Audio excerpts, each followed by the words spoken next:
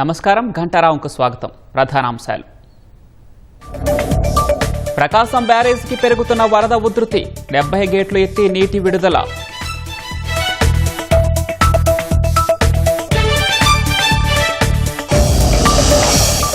మద్యం కేసులో money laundering కోణంలో ఈడీ దర్యాప్తు, ఫామ్ హౌస్లో దొరికిన 11 కోట్ల వివరాలివ్వాలని సిట్కు వినతి.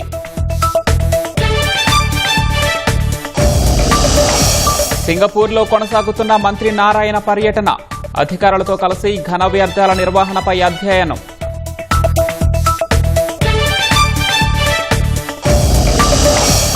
అమెరికా సుంకాలతో జీడీపీపై 2.6 లక్షల కోట్ల ప్రభావం, దేశ ప్రయోజనాలను కాపాడుతామన్న కేంద్రం.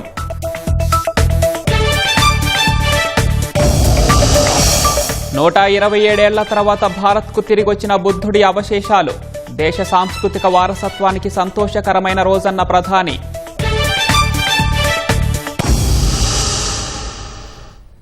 శ్రీశైలం జలాశయానికి భారీ వరద కొనసాగుతోంది. జోరాల, సుంకేశ్ల ప్రాజెక్టుల నుంచి శ్రీశైలంలో 3,06,855 క్యూసెక్ల నీరు చేరుతోంది. శ్రీశైలం నుంచి అవుట్ఫ్లో 3,02,502 క్యూసెక్లుగా ఉంది. 8 స్పిల్వే గేట్ల ద్వారా 2,16,530 క్యూసెక్ల నీటిని విడుదల చేస్తున్నారు. పోతిరెడ్డిపాడు హెడ్ రెగ్యులేటర్ నుంచి 20,000 క్యూసెక్లు, ఎడమగట్టు విద్యుత్ కేంద్రం నుంచి 35,315 క్యూసెక్లు, కుడిగట్టు విద్యుత్ కేంద్రం నుంచి 30,657 క్యూసెక్ల నీటిని విడుదల చేస్తున్నారు. శ్రీశైలం పూర్తిస్థాయి నీటి మట్టం 885 అడుగులు కాగా ప్రస్తుతం 882.80 అడుగులకు చేరుకుంది. ప్రాజెక్టు పూర్తిస్థాయి నీటి నిల్వ సామర్థ్యం 215.8 టీఎంసీలు కాగా ప్రస్తుతం 203.42 టీఎంసీలుగా కొనసాగుతోంది.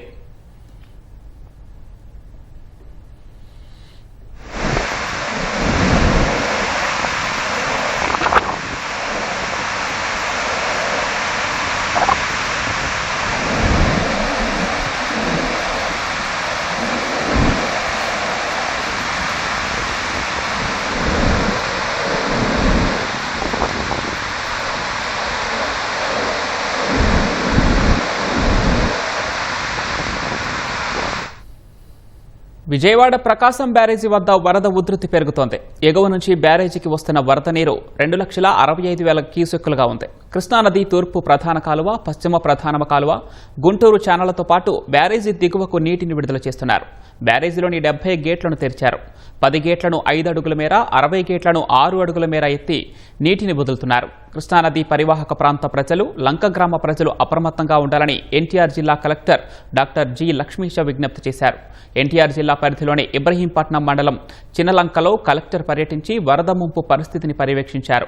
కలెక్టర్ కార్యాలయంలో కంట్రోల్ రూమ్ ఏర్పాటు చేశామన్న ఆయన వరద ముంపు బాధితులు 9154970454 ఫోన్ నెంబర్కు సమాచారం ఇవ్వాలని సూచించారు.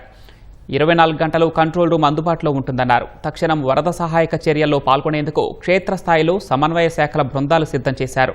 పంట్లు, నాటు పడవలతో నదిలో ప్రయాణించవద్దని, వరద నీటిలో ఈతకు వెళ్లటం, చేపల పట్టడం లాంటివి చేయవద్దని విపత్తు నిర్వహణ సంస్థ కోరింది. అత్యవసర సహాయం కోసం టోల్ ఫ్రీ నెంబర్లకు సమాచారం ఇవ్వాలన్నారు. ప్రకాశం బ్యారేజ్ కి దాదాపు 2.5 లక్షల క్యూసెక్స్ వాటర్ పులిచింతల నుంచి రావడం జరిగింది. దీంట్లో భాగంగా ఈ లోలేయింగ్ ఏరియాస్, అలాగే రైపేరియన్ విలేజెస్ అయితే ఉన్నాయి, రివర్ పక్కన ఉన్న విలేజ్ అన్నిటికీ అలర్ట్ పెట్టి ఉన్నాము. అన్ని చోట అధికారులు అప్రమత్తంగా ఉన్నారు.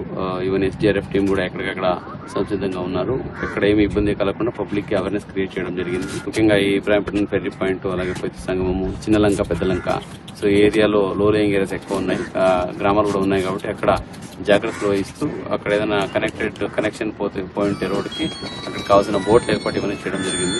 ఈ రోజు ఈవినింగ్ కల్లా మాక్సిమం 3 lakhs క్యూసెక్స్ కూడా వాటర్ వచ్చే అంచనా ఉంది. దానికి తగ్గట్టుగా మనం తయారీ కూడా ఉంది. కాబట్టి ప్రజలు భయపడాల్సిన అవసరం లేదు, కానీ అప్రమత్తంగా ఉండండి. ఎక్కడైతే ఫెర్రీలు, ఘాట్లు, అలాగే రివర్ ఏరియాలో నీళ్ళకి దిగకండి. అలాగే పిల్లల్ని, పశువుల్ని కూడా ఎక్కడ నీళ్ళ దగ్గరికి వెళ్ళనివ్వకండి. కొంచెం ఈ 2 days అప్రమత్తంగా ఉండండి ఈ సందర్భంగా కోరుతున్నాను. 4 రోజుల సింగపూర్ పర్యటన ముగించుకుని అమరావతి చేరుకున్న ముఖ్యమంత్రి చంద్రబాబుకు గన్నవరం విమానాశ్రయంలో ఘన స్వాగతం లభించింది. గత అర్ధరాత్రి విజయవాడకు చేరుకున్న ఆయనకు మంత్రులు అనగాని సత్యప్రసాద్, వంగల్పూడి అనిత, ఎమ్మెల్యేలు, అధికారులు, పార్టీ నేతలు, సీఎస్కే విజయానంద్, డీజీపీ హరీష్ కుమార్ గుప్తా స్వాగతం పలికారు. అనంతరం విమానాశ్రయం నుంచి సీఎం రోడ్డులో ఉండవల్లి బయలుదేరారు. రాష్ట్రానికి పెట్టుబడుల సాధనే లక్ష్యంగా ముఖ్యమంత్రి చంద్రబాబుతో కలిసి ఐటీ శాఖ మంత్రి నారా లోకేష్ చేసిన సింగపూర్ పర్యటన ముగిసింది. 4 రోజుల పర్యటన ముగించుకొని ఈ ఉదయం స్వరాష్ట్రానికి బయలుదేరిన మంత్రి లోకేష్కు సింగపూర్లో ఉంటున్న తెలుగువారు ఆత్మీయ వీడ్కోలు పలికారు. 4 రోజుల పర్యటనలో సీఎంతో విడిగా మరికొన్ని కార్యక్రమాల్లో లోకేష్ పాల్గొన్నారు. పారిశ్రామికవేత్తలతో 1-to-1 చర్చలు, ప్రభుత్వ సమావేశాలు, రౌండ్ టేబుల్ సమావేశాలు, 4 సైట్ విజిట్లు, రోడ్ షో లేదా డయాస్పోరా ఈవెంట్స్ కలిపి మొత్తం 35 కార్యక్రమాలకు లోకేష్ హాజరయ్యారు.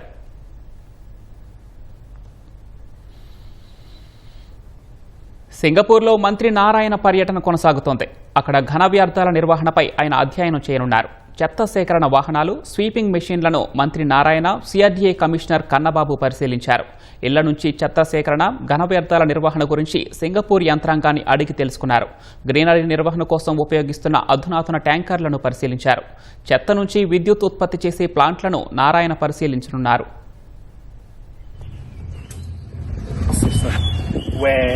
There is a specialized truck that comes in typical household collection, right?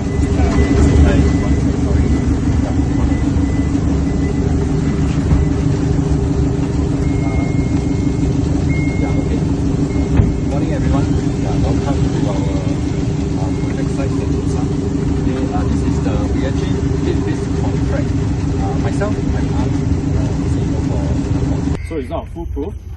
It still depends a lot on the culture of the resident and.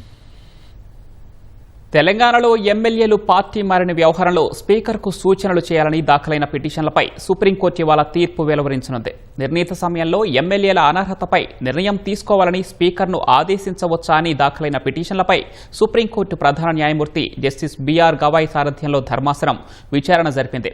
BRS కార్యనిర్వాహక అధ్యక్షుడు KTR writ petition, BRS ఎమ్మెల్యేలు KP Vivekananda Goud, పాడి కౌశిక్ రెడ్డిలు ఎస్ఎల్పీలు దాఖలు చేశారు.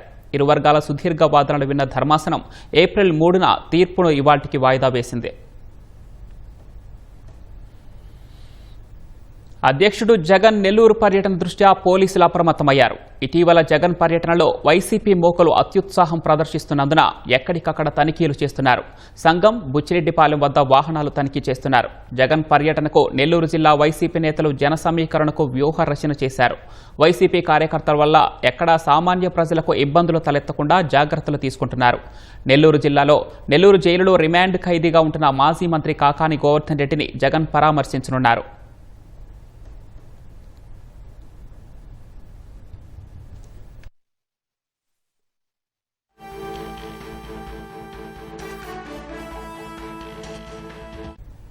జగన్ నెల్లూరు పర్యటనకు సంబంధించి మరింత సమాచారం మా ప్రతినిధి రాజారామరెడ్డికి తెలుసుకుందాం.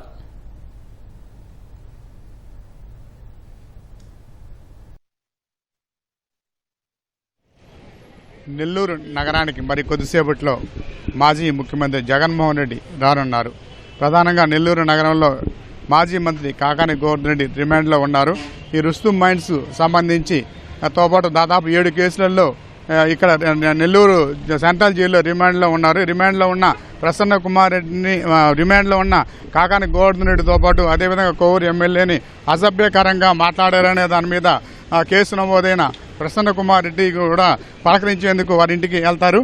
మరి కొద్దిసేపట్లో ఇక్కడి నుంచి మన చెముడుగుంట రోడ్లో ఉన్న సెంట్రల్ జైలు వస్తారు. సెంట్రల్ జైల్లో కాకాని గోవర్ధన్ రెడ్డితో పాటు వీళ్ళందరినీ కూడా అక్కడి నుంచి ప్రసన్న కుమార్ రెడ్డి ఈ బురాణపూర్ హైవే జాతీయ రహదారి మీదుగా అయ్యప్ప గుడి సెంటర్ వరకు, రాజరాజ గుడి వరకు భారీ ర్యాలీగా ఇక్కడికి వెళ్తారు. ఇందుకోసంగా ప్రత్యేక ఆంక్షలు కూడా పోలీసులు విధించారు. అయితే ప్రధానంగా రాష్ట్రంలో ఇటీవల జరిగిన అనేక పరిణామాలలో అనేక చోట్ల కూడా కొన్ని గొడవలు జరగడం, అదేవిధంగా తొక్కిసలాట జరగడం, వీటన్నిటి మీద కూడా పోలీసులు నెల్లూరు జిల్లాలో నెల్లూరు నగరానికి జగన్ వస్తున్న సందర్భంగా ఎటువంటి ఇబ్బందులు కలగకుండా ప్రజలకి జరగకుండా ఉండేందుకోసంగా పోలీసులు ప్రత్యేక ఆంక్షలతో ఈ జాతీయ రహదారి నుంచి నెల్లూరు నగరం వరకు కూడా ప్రత్యేక పోలీసు బలగాలను కూడా ఏర్పాటు చేశారు. అదేవిధంగా కావలి నుంచి ఆత్మకూరు, నెల్లూరు నగరం గ్రామీణ ప్రాంతాల నుంచి కూడా భారీగా తరలించే వైసీపీ శ్రేణులందరూ కూడా కార్యకర్తలు భారీగా తరలి వచ్చి అందుకు రాత్రి కూడా సమీకరణ చేశారు. అయితే ఎక్కడికక్కడ కార్యకర్తలు ఎవరు కూడా ఈ ప్రాంతానికి రాకుండా ఉండేందుకు కూడా దాదాపు 900 మంది పోలీసు బలగాలతో జిల్లా ఇన్ఛార్జి ఎస్పీ దామోదర్తో పాటు ఘటమనేని డిఎస్పీ ఘటమనేని శ్రీనివాస్ వీళ్ళందరూ కూడా పోలీసు అందరితో పాటు ఇక్కడ ఏర్పాట్లు అనేవి చేశారు. ఇప్పుడు మనం ఈ బురాన్పూర్ వద్ద జాతీయ రహదారి వద్ద కూడా ఇక్కడ బారికేడ్లు కూడా ఏర్పాటు చేసి చెక్ పోస్టులు ఎక్కడికక్కడ వాహనాలు కూడా రానికుండా ఏర్పాటు అనేది చేస్తారు. అయితే ప్రధానంగా రిమాండ్లో ఉన్న కాకాని గోవర్ధన్ని పలకరించేందుకు ఒక 10 మందికి మాత్రమే ఇక్కడ అనుమతి ఇచ్చారు. అదేవిధంగా హెలిపాడ్ వద్దకి 10 మందిని, అదే ప్రసన్న కుమార్ రెడ్డి ఇంటి వద్దకు 100 మందికి మాత్రమే ఇక్కడ అనుమతి ఇచ్చారు. వీటికి సంబంధించి ఎవరిని కూడా రానికుండా ఎక్కడికక్కడ పోలీసులు ఈ కార్యకర్తలందరూ కూడా నియంత్రణ చేయడం అనేది జరుగుతున్న పరిస్థితి. దీనికి సంబంధించి నెల్లూరు నగరంలో మొత్తం మీద కూడా దాదాపు ఒక 30 ప్రాంతాలలో ప్రత్యేకంగా బారికౌట్లు ఏర్పాటు చేసి ఎక్కడ కూడా అవాంఛనీయ సంఘటనలకు జరగకుండా ఏర్పాటు అనేవి చేసి, అయితే గతంలో ఎప్పుడు కూడా అధికారంలో ఉన్నప్పుడు జగన్మోహన్ రెడ్డి పరదాల మాటన పర్యటన కొనసాగాయి. అయితే ఇప్పుడు ప్రతిపక్షంలో ఉన్న ఈ సమయంలో ఇటువంటి జైల్లో ఉన్న వీరిని పలకరించేందుకోసంగా వస్తున్నారని కూడా తెలుగుదేశం పార్టీ నాయకులు తీవ్ర విమర్శలు చేస్తున్నారు. దీనికి సంబంధించి ఎక్కడ తెలుగుదేశం నాయకులు కానీ వైసీపీ నాయకులు ఎక్కడ కూడా ఈ గొడవలు జరగకుండా ప్రశాంత వాతావరణంలో ఈ జగన్ పర్యటన ముగించేంత వరకు కూడా ఈ పోలీసులు హైవేల మీద కూడా ఉన్నారు. అయితే నెల్లూరు నగరంలో రాజరాజేశ్వరి గుడి నుంచి ప్రసన్న కుమార్ రెడ్డి ఇంటికి వెళ్తారు ర్యాలీగా. వైసీపీ శ్రేణులు 15,000 మందిని సమీకరణకి ఏర్పాట్లు చేశారు. ఇదే జరిగింది. రాజరాజేశ్వరి గుడి దగ్గర ప్రత్యేకంగా మహాకుంభాభిషేకం పూజా కార్యక్రమాలు ఉన్నాయి. భక్తులకు ఇబ్బంది కలుగుతుందనే ఉద్దేశంతోనే మొత్తం మీద కూడా ఎక్కడ అన్ని చోట్ల కూడా నగరంలో కూడా దిగ్బంధం చేసి ఎవరిని కూడా కార్యకర్తలను కూడా రానికుండా ఏర్పాట్లు అనేవి చేశారు. అయితే దుకాణాలు కానీ ట్రాఫిక్ కానీ ఇబ్బంది లేకుండా పోలీసులు ప్రశాంత వాతావరణంలో ప్రజలకు ఇబ్బంది కలగకుండా ఏర్పాట్లు అనేవి చేశారు. చెముడుగుంట నుంచి కెమెరామాన్ సూర్యప్రకాష్తో రాజారావు, ఈటీవీ న్యూస్. అత్యధికంగా ఆర్డర్లు పొందిన డిస్టిలరీలు, మద్యం సరఫరా కంపెనీల నుంచి 3,500 కోట్లకు పైగా ముడుపులు వసూలు చేసిన వైసీపీ ముఠా ఆ అక్రమ సొత్తంతా తొలుత హైదరాబాద్ తాడేపల్లిలోని 7 డెన్లలో భద్రపరిచి వివిధ మార్గాల్లో అంతిమ లబ్ధిదారుకు చేర్చినట్లు సిట్ గుర్తించింది. గత ఏడాది సార్వత్రిక ఎన్నికల్లో వైసీపీ ఓడిపోవడంతో ఈ ముఠా ఆయా డెన్లోని కొంత డబ్బును దర్యాప్తు సంస్థలకు ఊహకందని, ఉనికికి కనిపెట్టలేని స్థావరాలకు తరలించింది. అయితే మద్యం కుంభకోణం కేసులో నిందితుడైన పురుషోత్తం వరుణ్ కుమార్ వాంగ్మూలంతో హైదరాబాద్ శివార్లోని డెన్లో అట్టపెట్టెల్లో దాచిన నోట్ల కట్టలు గుట్టురట్టయింది. మద్యం కుంభకోణం కేసులో ఏవన్గా ఉన్న రాజ్ కెసిరెడ్డి ప్రధాన అనుచరుడైన బోనేటి చాణక్య గతేడాది జూన్లో 12 అట్టపెట్టెల్లో 11 కోట్ల నగదును ప్యాక్ చేసి పురుషోత్తం వరుణ్ కుమార్ కు అందజేశాడు. వాటిని శంషాబాద్లోని వర్ధమాన్ ఇంజనీరింగ్ కళాశాలలో పరిపాలనా అధికారిగా పనిచేసే ముత్యాల వినయ్ కుమార్ రెడ్డికి అప్పగించారని ఆదేశించాడు. అట్టపెట్టెల్లో డబ్బులున్న విషయం వినయ్ కుమార్ రెడ్డికి చెప్పొద్దని, అందులో రాజ్ కెసిరెడ్డి, బోనేటి చాణక్య కార్యాలయాలకు సంబంధించిన ఫైళ్లు ఉన్నాయని మాత్రమే చెప్పాలని వరుణ్ కు నిర్దేశించాడు. నగదుతో కూడిన ఈ అట్టపెట్టల్ని వర్ధమాన్ ఇంజనీరింగ్ కళాశాల కార్యాలయంలోనే భద్రపరచాలని రాజ్ కెసిరెడ్డి, చాణక్యులు భావించారు. అయితే వినయ్ కుమార్ రెడ్డి వాటిని కళాశాలకు అనుబంధంగా ఉన్న ఫామ్ హౌస్ లో ఓ గోదాము ఖాళీగా ఉందని అందులో పెట్టుకోవాలని సూచించారు. వరుణ్ ఆ సమాచారాన్ని చాణక్యకు చేరవేసి ఆ గోదాంలోనే అట్టపెట్టల్ని భద్రపరిచి వచ్చేశాడు. 2 నెలల తర్వాత గతేడాది ఆగస్టులో సిఐడి అధికారులు వరుణ్ ను విచారణకు పిలిపించారు. అప్పట్లో అతను నోరు విప్పలేదు. ఈ కేసు దర్యాప్తు కోసం రాష్ట్ర ప్రభుత్వం ఫిబ్రవరి 5న సిట్ ను ఏర్పాటు చేయడంతో వైసీపీ ముఠా అప్రమత్తమైంది.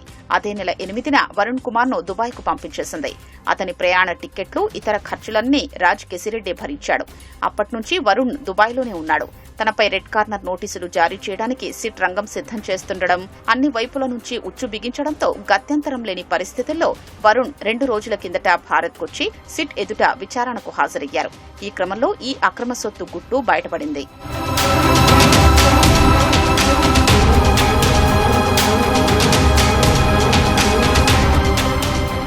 సులోచన ఫామ్ హౌస్ లో సోదాలకు వెళ్లిన సిట్ అధికారులు గోదాములో పాత సామాగ్రి, చెక్క బీరువాల మధ్య ఖాళీగా ఉన్న కొన్ని అట్టపెట్టెల్ని గుర్తించారు.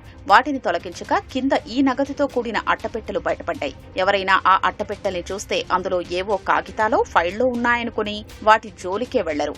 అందుకే వైసీపీ ముఠా వాటిని అక్కడ భద్రపరిచిందన్న వాదన వినిపిస్తోంది.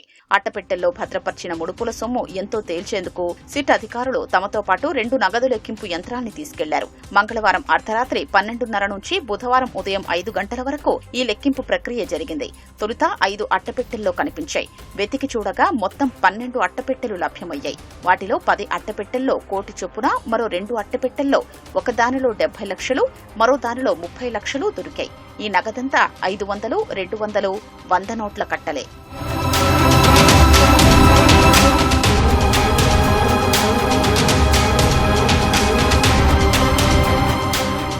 వర్ధమాన్ ఇంజనీరింగ్ కళాశాల ప్రధాన ద్వారం వద్దకు సిట్ అధికారులు చేరుకున్న విషయాన్ని సీసీ కెమెరాల్లో గమనించిన కళాశాల యాజమాన్యం వెనుక గేటు వైపు నుంచి నగదు, కొన్ని పత్రాలు బయటకు తరలించినట్లు సమాచారం. ఈ కళాశాల యజమాని తీగల విజేందర్ రెడ్డి కళాశాలకు ఎదురుగా తన తల్లి సులోచన పేరిట ఫామ్ హౌస్, అందులో విలాసవంతమైన అతిథి గృహంతో పాటు గోదాము నిర్మించుకున్నారు. దీనికి 3 అంచెల భద్రత ఉంటుంది. బయటి వ్యక్తులు ఎవ్వరూ లోపలికి అడుగు పెట్టలేరు. అలాంటి చోట మద్యం ముడుపుల సొత్తును మద్యం ముఠా భద్రపరిచింది. అస్వస్థతకు గురైన విద్యార్థుల్ని అత్యవసర వైద్యం కోసం ఆసుపత్రికి తరలించేందుకు ఉద్దేశించిన ఇంజనీరింగ్ కళాశాల అంబులెన్స్ ను నగదు రవాణా కోసం వినియోగించినట్లు తెలిసింది. మద్యం కుంభకోణంలో రాజకేశిరెడ్డి వసూళ్ల బృందంలో కీలక వ్యక్తి పురుషోత్తం వరుణ్ కుమార్ అమెరికాలో చదువుకున్నట్లు సిట్ బృందం గుర్తించింది. కేసులో మరో నిందితుడు బూనేటి చాణుక్య ఇంటర్లో తన క్లాస్మేట్ కావడంతో యూఏఎస్ నుంచి తిరిగొచ్చిన తర్వాత వరుణ్ కుమార్ మద్యం స్కామ్లో భాగమైనట్లు తేల్చింది. మద్యం స్కామ్లో కొల్లగొట్టిన ముడుపుల సొత్తులో కొంత మొత్తాన్ని శంషాబాద్లోని సులోచన ఫామ్ హౌస్లోని డెన్లో దాచిపెట్టినట్లు సిట్ అధికారులకు వాంగ్మూలం ఇచ్చిన పురుషోత్తం వరుణ్ కుమార్ అప్పట్లో ఈ ముఠాలో కీలక సభ్యుడిగా కొనసాగారు. ఎస్ఎన్జే డిస్టిలరీస్ యాజమాన్యాన్ని బెదిరించి వారి అనుబంధ సంస్థ అయిన లీలా డిస్టిలరీస్ ను స్వాధీనం చేసుకున్న రాజకేశిరెడ్డి దానికి ఏపీ ఆపరేషన్స్ హెడ్ గా వరుణ్ కుమార్ ను నియమించి దోచుకున్నారు. వైసీపీ హయాంలో లీలా డిస్టిలరీస్ కు 453 కోట్ల రూపాయల మేర మద్యం సరఫరా ఆర్డర్లు కట్టబెట్టారు. ప్రతిగా వారు అప్పటి ప్రభుత్వ పెద్దలకు 62 కోట్ల ముడుపులు చెల్లించారు. తానే వెళ్లి ఈ డబ్బులు వారి మనుషులకు అందజేసినట్లు సిట్ విచారణలో వరుణ్ కుమార్ వెల్లడించినట్లు తెలుస్తోంది. ఒక్కో దఫా 25 నుంచి 30 లక్షల చొప్పున చెల్లించానని చెప్పినట్లు తెలిసింది. సికింద్రాబాద్ లోని ఈస్ట్ మారేడుపల్లికి చెందిన పురుషోత్తం వరుణ్ కుమార్ హైదరాబాద్ లోని మహావీర్ కళాశాలలో ఇంజనీరింగ్ చదివారు. అమెరికాలోని లింకన్ విశ్వవిద్యాలయం నుంచి 2016లో ఎంబీఏ పూర్తి చేశారు. ఏడాది పాటు అమెరికాలోనే ఉన్న ఆయన 2018లో భారత్కు తిరిగొచ్చేశారు. రాజకేశిరెడ్డికి ప్రధాన అనుచరుడు, మద్యం ముడుపుల వసూళ్లలో కీలక పాత్రధారి బూనేటి చాణక్య, వరుణ్ ఇంటర్లో క్లాస్మేట్లు. ఆ స్నేహంతో చాణక్య వరుణ్ ను అదాన్ డిస్టిలరీస్ లో ఆపరేషన్స్ మేనేజర్ గా నియమించారు. తర్వాత లీలా డిస్టిలరీస్ కు ఏపీ ఆపరేషన్స్ హెడ్ గా నియమించారు. ఇలా కుంభకోణంలో వరుణ్ కీలకంగా మారారు. రాజకేశిరెడ్డి తరఫున అనేక వ్యవహారాలు చక్కబెట్టేవారు. మద్యం కుంభకోణం కేసులో ఎన్ఫోర్స్మెంట్ డైరెక్టరేట్ ముచ్చు బిగిస్తోంది. శంషాబాద్లోని సులోచన ఫామ్ హౌస్ నుంచి స్వాధీనం చేసుకున్న మద్యం ముడుపుల సొమ్ము 11 కోట్ల రూపాయల వివరాలు ఇవ్వాలని సిట్ను కోరింది. ఈ కేసులో ఇప్పటివరకు చేసిన దర్యాప్తు, సాక్షుల వాంగ్మూలాలు, మనీ ట్రయల్, అభియోగ పత్రం సహా ఇతర పత్రాలను సమర్పించాలని కోరింది. 1-2 రోజుల్లోనే సిట్ అధికారులు ఈ వివరాలు ఇవ్వనున్నారు. వాటి ఆధారంగా మనీ లాండరింగ్ కోణంలో ఈడీ దర్యాప్తు ముమ్మరం చేయనుంది.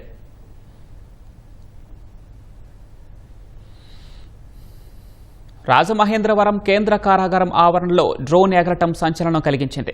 రాత్రి సమయంలో డ్రోన్ రావడాన్ని గుర్తించి స్థానిక పోలీస్ స్టేషన్లో ఫిర్యాదు చేశారు. అప్రమత్తమైన జైలు అధికారులు, సిబ్బంది దానిని స్వాధీనం చేసుకున్నారు. సమీపంలోని ఓ అపార్ట్మెంట్ నుంచి దీనిని వినియోగిస్తున్నట్లు ప్రాథమికంగా నిర్ధారించామని జైలు పర్యవేక్షణాధికారి తెలిపారు. 2 రోజుల క్రితం కూడా ఓ డ్రోన్ ఎగరగా జిల్లా ఎస్పీ దృష్టికి తీసుకువెళ్లినట్లు సమాచారం. దీనిని అధికారులు ధృవీకరించడం లేదు. మద్యం కుంభకోణంలో నిందితుడు వైకాపా ఎంపీ మిథున్ రెడ్డి ఈ జైలులో రిమాండ్ ఖైదీగా ఉన్నారు. ఈ నేపథ్యంలో ఎవరైనా ఉద్దేశపూర్వకంగా డ్రోన్ ఎగరవేస్తున్నారా, మరే ఇతర కారణాలున్నాయా అనేది నిర్ధారించాల్సి ఉంది. ఈ ఏడాది 135 అట్రాసిటీ కేసులు వచ్చాయని, 3 నెలల్లో 78 కేసులు నమోదయ్యాయని ఎస్సీ కమిషన్ చైర్మన్ జవహర్ తెలిపారు. అట్రాసిటీ కేసులు వచ్చినా అధికారులు వాటిని నమోదు చేయడం లేదని అసహనం వ్యక్తం చేశారు.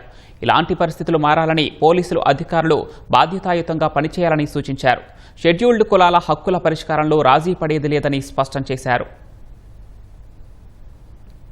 3 నెలల కాలంలో ఈ రాష్ట్రంలో 135 కంప్లైంట్స్ వచ్చాయి అట్రాసిటీకి సంబంధించి. నేను వచ్చిన తర్వాతే దాదాపుగా 78 వచ్చాయి. దీనికి ఉన్నటువంటి స్టాట్యుటరీ ఏవైతే హక్కులు ఉన్నాయో హక్కులు నేను ప్రదర్శన చేయడం మొదలు పెడితే కొంతమంది అధికారులు ఇబ్బంది పడతారు. దయచేసి అధికారులకు నేను మొదటిసారి మీడియా ద్వారా చెప్తా ఉన్నా, ఏ కంప్లైంట్ వచ్చినా సరే వాళ్ళని గౌరవంగా చూడండి, ఆ కంప్లైంట్ స్వీకరించండి, కంప్లైంట్ ఎఫ్ఐఆర్ చేయండి. అదేవిధంగా కమిషన్ నుంచి వచ్చే వాటికి డీటెయిల్డ్గా మీ రిపోర్ట్ ఇవ్వండి. అది ఇవ్వకుండా మేము పంపించాము ఏదో చేసామంటే అది సరికాదు. గ్రీవెన్స్కు సంబంధించి ల్యాండ్ కబ్జాలకు సంబంధించి కానీ లేదంటే రీసర్వేలో కానీ గతంలో సర్వే చేసిన విషయాల్లో కానీ అనేకమైనటువంటి అవకతవకలను అటు సరిచేయమని కూడా అర్జీలు ఇచ్చారు. అధికారులు కింది స్థాయి అధికారుల దగ్గర నుంచి పై స్థాయి అధికారుల వరకు కూడా వాటిని క్యాజువల్గా తీసుకుంటా ఉన్నారు. అది సీరియస్గా తీసుకోమని కోరుతా ఉన్నాం. నెల్లూరు జిల్లాలో క్వార్జ్ పరిశ్రమను ఏర్పాటు చేయాలనుకున్న ఆలోచనను విరమించుకున్నట్లు ఎంపీ వేమిరెడ్డి ప్రభాకర్ రెడ్డి ప్రకటించారు. 1000 మందికి ఉపాధి కల్పించాలని పరిశ్రమ ఏర్పాటుకు సంకల్పిస్తే క్వార్జ్ ఎగుమతుల విషయంలో తనపై కొందరు తప్పుడు ప్రచారం చేస్తున్నారని ఆయన మండిపడ్డారు. ఒక మంచి పని చేస్తున్నాను, ఒక ఫ్యాక్టరీ పెట్టాలనే ఉద్దేశంతో ఈ క్వాడ్స్ ది మన గవర్నమెంట్ రాగానే ఒక ఫ్యాక్టరీ పెడతాం. నెల్లూరు జిల్లాలో దాదాపు ఒక 1000 మందికి ఉపాధి కల్పించగలుగుతాం. దాదాపు ఒక 400 కోట్లు పెట్టుబడి. దానికి చాలా హోంవర్క్ కూడా చేశా. ఫినీ క్వాడ్స్ అని ఒకటి, లక్ష్మీ క్వాడ్స్ అని 2 కంపెనీలతో స్టార్ట్ చేశాం. 24-25 చెన్నై పోర్ట్ నుంచి ఎక్స్పోర్ట్ అయిన మొత్తం క్వాడ్స్ 1,60,000 టన్నులు. దాంట్లో మేము చేసింది 19,689 టన్నులు. ఇన్ని మాటలు మాట్లాడుతూ ఉన్నారు. దోసుకున్నా ఏంది దోసుకునేదని. 19,000 టన్నుతో ఏంది? నా టర్న్ ఓవర్ ఎంత? నా సొంత వర్కులు నేను చేసేది ఏంది? ఇంత చేసింది 19,000 టన్నులు. 23-24 కానీ చూశారంటే దాదాపు 9,67,000 టన్నులు ఎక్స్పోర్ట్ చేశారు. ఎవరు? సో కాల్డ్ నన్ను విమర్శించారు. రేపు మళ్ళీ విమర్శిస్తారు, నో ప్రాబ్లం. ఎందుకంటే వాళ్ళ కర్మకి వాళ్ళు పోతారు. అది భగవంతుడు చూసుకుంటాడు. ఇంకా నేనుగా ఈ 2 కంపెనీలు కానీ ఈ క్వాడ్ సంబంధించి మొత్తం క్లోజ్ చేసుకుంటాం. నాయకుల తప్పులన్నీ తవ్వి తీస్తుంటే తట్టుకోలేకే జగన్ బూతులు తిట్టిస్తున్నారని హోంమంత్రి అనిత అన్నారు. అనకాపల్లి జిల్లా పాయకరావుపేట నూతన వ్యవసాయ కమిటీ మార్కెట్ యార్డ్ పాలకవర్గం ప్రమాణ స్వీకారానికి ఆమె హాజరయ్యారు. కూటమి ప్రభుత్వం హామీలన్నింటినీ నెరవేరుస్తుందని చెప్పారు. ఈ రోజు వాళ్ళు చేసిన తప్పిదాలు ఒకటి బయటకు వస్తా ఉంటే, వైఎస్ఆర్సీపీ చేసిన తప్పిదాలు ఒకటి బయటకు వచ్చి వాళ్ళందరూ కూడా ఈ రోజు జైలుకి వెళ్తా ఉంటే జగన్మోహన్ రెడ్డి భయపడి తిరిగి ఎటువంటి నెపాలు వేయాలో తెలియక కొంతమంది చేత బయటకు తీసుకొచ్చి బూతులు తిట్టేస్తాడు. కొంతమంది చేత బయటకు తీసుకొచ్చి సంక్షేమ కార్యక్రమాలు అందట్లేదని చెప్పి లేనిపోయిన అభాండాలు వేసే పరిస్థితి. ఈ రోజు మేము చెప్పినట్టుగానే 4,000 రూపాయలు పెన్షన్ చేసాం. అతనిలాగా 5 సంవత్సరాలు తీసుకోలేదు 1,000 రూపాయలు పెంచడానికి. 3,000 రూపాయల నుంచి 4,000 రూపాయలు వెంటనే చేశాం. ఆగస్టు 15వ తారీఖు నుంచి మహిళలకు ఏదైతే ఉచిత బస్సు మేము హామీ ఇచ్చామో ఆ హామీ ప్రకారం ఉచిత బస్సు కూడా ముందుకెళ్తాంది. అన్నా క్యాంటీన్లు ఏర్పాటు చేద్దాం అనుకున్నాం, అన్నా క్యాంటీన్లు ఏర్పాటు చేశాం. వీటితో పాటు అభివృద్ధి. లాస్ట్ 5 సంవత్సరాలు ఏదో ఆ డబ్బు ఇచ్చాను ఈ డబ్బు ఇచ్చాను అన్నాడే గానీ గోతుల్లోని లేకపోతే రోడ్లు లేక డ్రైన్లు లేక ఇబ్బంది పడే సందర్భం. భారత్ నుంచి ఎగుమతి అయ్యే వస్తువులపై అమెరికా ఆగస్టు 1 నుంచి 25% సుంకాలతో పాటు అదనంగా పెనాల్టీ విధించడం వల్ల దేశ ఆర్థిక వ్యవస్థపై ప్రతికూల ప్రభావం పడుతుందని అభిప్రాయం వ్యక్తమవుతోంది. ఉక్కు, అల్యూమినియం, వాహన విడిభాగాలు, రొయ్యలు, జౌలి, రత్నాభరణాలు, ఎలక్ట్రానిక్స్, స్మార్ట్ ఫోన్లు సహా కొన్ని ఆహార ఉత్పత్తుల ఎగుమతులపై ప్రభావం ఉంటుందని నిపుణులు అభిప్రాయపడుతున్నారు. ట్రంప్ విధించనున్న 25% సుంకాలు పెనాల్టీతో భారత జీడీపీపై 0.2 నుంచి 0.5% లేదా $30 బిలియన్ అంటే 2.60 లక్షల కోట్లకు పైగా ప్రభావం పడుతుందని అంచనా. 2024లో భారత్ నుంచి $13 బిలియన్ విలువైన ఎలక్ట్రానిక్ వస్తువుల్ని అమెరికాకు ఎగుమతయ్యాయి. ఇంకా $8.1 బిలియన్ ఔషధ ఫార్ములేషన్లు, $6.5 బిలియన్ టెలికాం సామాగ్రి, $5.3 బిలియన్ రత్నాలు, $4.1 బిలియన్ పెట్రోల్ ఉత్పత్తుల్ని భారత్ ఎగుమతి చేసింది. $8 బిలియన్ వాహన విడిభాగాలు, $3.2 బిలియన్ పసిడి ఆభరణాలు ఎగుమతయ్యాయి. 25% సుంకం వల్ల ఆయా వస్తువులకు ఇతర దేశాలతో పోటీ పడే శక్తి తగ్గుతుంది. భారతీయ వస్త్రాలకు అమెరికా ఒక ప్రధాన మార్కెట్ గా ఉంది. అందులో అమెరికా వాటా 28% ఉంది. ట్రంప్ విధించిన సుంకం కారణంగా భారతీయ వస్త్రాలు మరింత ప్రియం కానున్నాయి. వ్యవసాయం, ప్రాసెస్ చేసిన ఆహారాలపైన సుంకాల ప్రభావం పడనుంది. $2.58 బిలియన్ విలువైన సముద్రపు ఆహారం, మాంసం ఎగుమతులపై సుంకాల ప్రభావం పడనుంది. ట్రంప్ సుంకాల బాదుడుతో యంత్రాలు, రసాయనాలు, ఉక్కు రంగాలపై ప్రతికూల ప్రభావం పడుతుందని నిపుణులు అంచనా వేస్తున్నారు. ఔషధాలపై టారిఫ్ ఎంతో తెలియదు. భారత్ ఫార్మా ఎగుమతుల్లో అమెరికా వాటా 30% ఉంది. సుంకాల పెంపు కారణంగా అమెరికాలో భారతీయ వస్తువులకు డిమాండ్ తగ్గి ఆ ప్రభావం ఉత్పత్తి, ఆదాయంపై పడనుందని నిపుణులు చెప్తున్నారు. దీనివల్ల ఏంటంటే మనకి రాబోయే ఒక 5-6 నెలల్లో అనిశ్చిత కానీ లేకపోతే ఇబ్బందులు మాత్రం ఎదురవుతాయి. అమెరికాకి ఎక్స్పోర్ట్ చేసే కంపెనీలు ఏదైతే ఉంటాయో వాటికి అనిశ్చిత ఉండటం మూలాన అటువంటి పరిస్థితుల్లో వాళ్ళు ఎట్టా ఎదుర్కొంటారు, లేకపోతే వాళ్ళ ఉద్యోగాలు ఏంటనేది ఆ అంశం మీద మాత్రం ఇబ్బందికరంగా ఉంటుంది. దీర్ఘకాలంలో వచ్చేటప్పటికల్లా ఏంటంటే రీఅడ్జస్ట్మెంట్ అనేది జరుగుతుంది. ప్రభుత్వం జాగ్రత్తగా ఆలోచించాల్సింది, పరిశీలించాల్సింది ఏంటంటే ఫారిన్ డైరెక్ట్ ఇన్వెస్ట్మెంట్ మీద ఎటువంటి ఇబ్బంది ఉంటుందనేది. అంటే యాపిల్ కంపెనీ ఉంది, వాళ్ళు ఇక్కడ ఐఫోన్లు తయారు చేస్తున్నారు, తయారు చేసి అమెరికా లాంటి దేశాలకు తీసుకెళ్ళి అమ్ముతున్నారు. ఇప్పుడు వాటి మీద కనుక 25% లేకపోతే 50% కనుక సుంకాలు విధించినట్టయితే ఇంకా అమెరికాలో ఉత్పత్తి చేయడానికి ఇక్కడికి పెద్ద తేడా ఉండదు. కాబట్టి అటువంటి దేశాలు, అటువంటి కంపెనీలు వచ్చి ఇక్కడ పెట్టుబడులు పెడతాయా అనేది ఉంటుంది. రష్యా నుంచి భారత్ మిలిటరీ సామగ్రి, ముడి చమురు కొనుగోలు చేస్తున్నందున సుంకాలకు అదనంగా పెనాల్టీ విధిస్తామన్న ట్రంప్ ప్రకటనతో ఆయా కంపెనీల్లో అనిశ్చితి నెలకొందని భారతీయ ఎగుమతి సంస్థల సమాఖ్య ఫియో పేర్కొంది. అమెరికాతో విస్తృత స్థాయి వాణిజ్య ఒప్పందం కుదిరాకే అనిశ్చితి తొలగి స్థిరత్వం వస్తుందని అంచనా వేసింది. ఇండోనేషియా, వియత్నాంలపై మనకంటే తక్కువ సుంకాలు విధించినందున ఆ దేశాల వస్తువులతో మనం పోటీ పడలేని ప్రతికూల పరిస్థితులు ఉత్పన్నమవుతాయని ఫిక్కీ అధ్యక్షుడు హర్షవర్ధన్ అగర్వాల్ ఆందోళన వ్యక్తం చేశారు. బ్రిటన్తో జరిగిన వాణిజ్య ఒప్పందం ద్వారా కలిగే భారీ ప్రయోజనాలు అమెరికా సుంకాలతో తీవ్ర నష్టం కలగనుందనే అభిప్రాయం వినిపిస్తోంది.